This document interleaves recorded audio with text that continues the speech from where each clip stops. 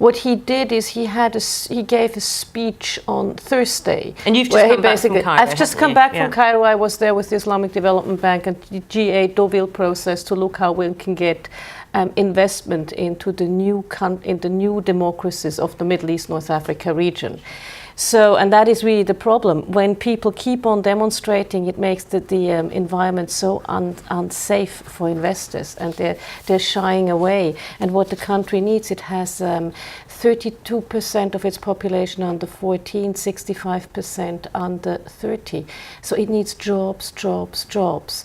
So really it needs to calm down in order to create the business climate. Does it need Morsi? You know, he has been democratically elected, and that's the thing about democracies. You need to give the guy a chance for, for his constitutional period. Now, Financial Times front page, a picture of Obama visiting the prison cell where former South African President Nelson Mandela was held for quite some time.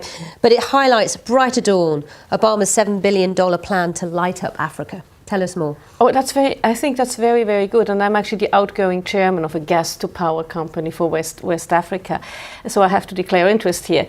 But it's very good. And if you look at it, energy poverty, defined as lack of access to power, is rampant in Africa. I mean, it sounds great. The sound bites are fantastic. It makes you think he's right on the button. But how will this actually happen? Well, who will be paying for it all? Yeah, well, I don't think you will be paying for it all, but you need to be able, the governments need to be able to free up the gas instead of flaring it and putting it into, pipelines and getting it to power stations. You, for instance, see in Nigeria, they had a World Bank project where they were told to build IPPs, independent power stations, when they built all these gas power stations, but no gas lines to the power stations. So you have these power stations with no gas and the turbines just can't turn around.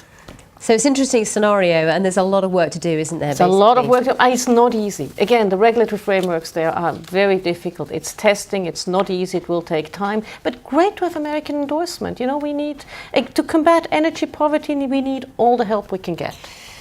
The Americans seem to be endorsing their behaviour, and it's not helping its relationship with the EU. But, and the International Herald Tribune has picked up on this, obviously this is about claims of eavesdropping on EU offices.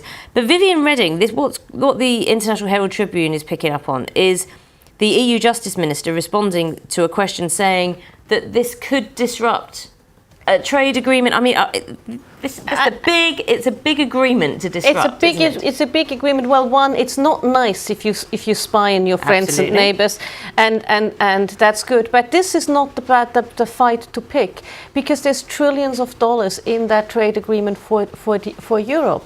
And you see, US has the chance. US can be an Atlantic nation or a Pacific nation. They have those two, they have those two coasts. We can only be transatlantic. So in that sense, we should probably, give them a good wigging, but keep on negotiating on the trade side. So are you taking this threat seriously? That the trade agreement could be in doubt, or do you just think this is... I am sure all the business lobbyists will now descend onto Brussels and tell them that this is really silly. This is not the fight to pick. Talking of fights and disputes between, coasts and what have you, this dispute about who owns this, these bits of islands in the South China Sea, it's exploded previously between Japan and China, now the Philippines. There's a Vietnamese bit to it, and it's all about their mineral resources there. There's oil and gas down there, and that's why there is a fight. And it's not a new fight. The Chinese have sort of been... I used to live and work in the Philippines in the early 90s, and the Chinese already then were quite sort of starting to assert themselves. So yes, this is a fight. Interestingly enough, the Chinese said no non-partisans should get involved, either as the US, but for the US this is important because the Philippines and some of the other ASEAN nations are very strong allies of them. I don't think the US is going to abide by those comments from the Chinese. But anyway, let's talk... They might spy on them.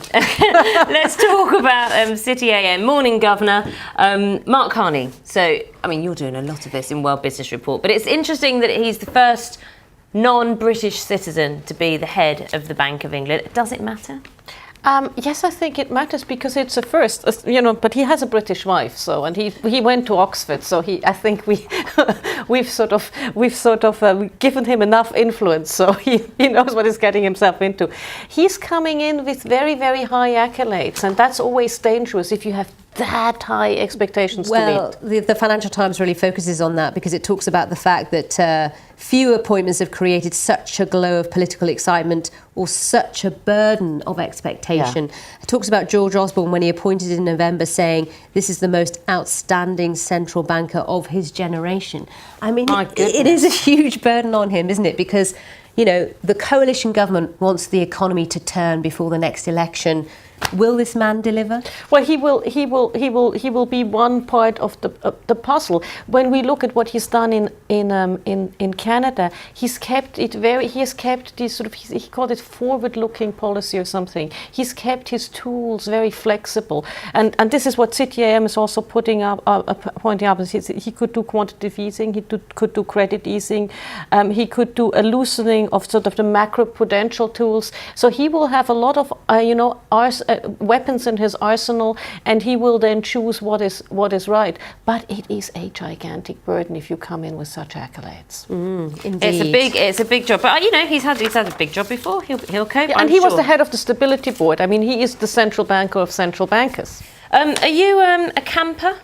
I'm not a camper, but for Glastonbury, I would do it. I cannot believe it. I can't imagine someone as glamorous as you. Next year, lives with Cornelia in the wellies, in the mud. That would be great. I'm totally up for it. The reason we say this is that everyone's been partying at Glastonbury, and it's nice to hear Prince Harry. He doesn't miss a party. No, but look, when the Stones come out, come on, this is generational. I'm from that generation.